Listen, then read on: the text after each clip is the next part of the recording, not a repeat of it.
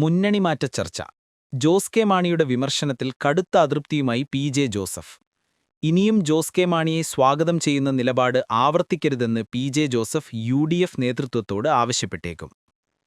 മുന്നണിമാറ്റ ചർച്ചകളെ തുടർന്ന് ജോസ് കെ മാണി രൂക്ഷ വിമർശനമുയർത്തിയതോടെ കടുത്ത അതൃപ്തിയിൽ പി.ജെ. ജോസഫ്. കണക്കുകളെ വളച്ചൊടിച്ച് ചിത്രീകരിക്കാനാണ് ജോസ് കെ മാണി ശ്രമിക്കുന്നതെന്നാണ് പി.ജെ. ജോസഫ് വിഭാഗത്തിന്റെ അഭിപ്രായം. ഇനിയും ജോസ് കെ മാണിയെ സ്വാഗതം ചെയ്യുന്ന നിലപാട് ആവർത്തിക്കരുതെന്ന് പി.ജെ. ജോസഫ് യു.ഡി.എഫ് നേതൃത്വത്തോട് ആവശ്യപ്പെട്ടേക്കും. പരിഹാസരൂപേണയുള്ള പ്രതികരണമാണ് ഇന്നലെ ജോസ് കെ മാണി നടത്തിയത്.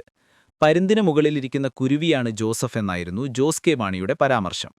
എന്നാൽ അതിനെക്കുറിച്ച് മാധ്യമങ്ങളോട് പ്രതികരിക്കേണ്ടതില്ല എന്ന നിലപാടിലാണ് പി.ജെ. ജോസഫ്. എങ്കിലും തന്റെ അതൃപ്തി ജോസഫ് മുന്നണിയെ അറിയിക്കും.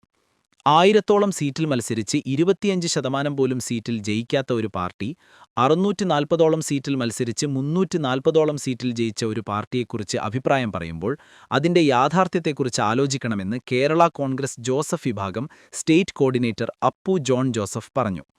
കോട്ടയം ജില്ലയിൽ തന്നെ 120-ഓളം സീറ്റിലാണ് പാർട്ടി നേരിട്ട് മത്സരിച്ചതെന്നും അതിൽ തന്നെ ഏകദേശം 68%-ഓളം വിജയം സ്വന്തമാക്കാൻ സാധിച്ചതായും അദ്ദേഹം പറഞ്ഞു.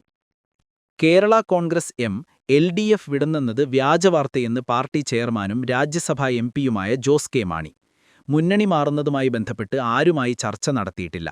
60 വർഷക്കാലം കേരള രാഷ്ട്രീയത്തിൽ തിരുത്തൽ ശക്തിയായി നിന്ന പാർട്ടിയാണ് കേരള കോൺഗ്രസ് ഇത്തരമൊരു മുന്നണിമാറൽ വാർത്ത വളരെ ഗൗരവമുള്ളതാണ്. എൽ.ഡി.എഫിന്റെ അവിഭാജ്യ ഘടകമാണ് പാർട്ടി. തങ്ങൾ യു.ഡി.എഫ് വിട്ടതല്ല, യു.ഡി.എഫ് പുറത്താക്കിയതാണ് തങ്ങളെ. പരസ്യമായോ രഹസ്യമായോ തങ്ങൾ ഒരു ചർച്ചയുമില്ലെന്നും ജോസ് കെ മാണി കൂട്ടിച്ചേർത്തു.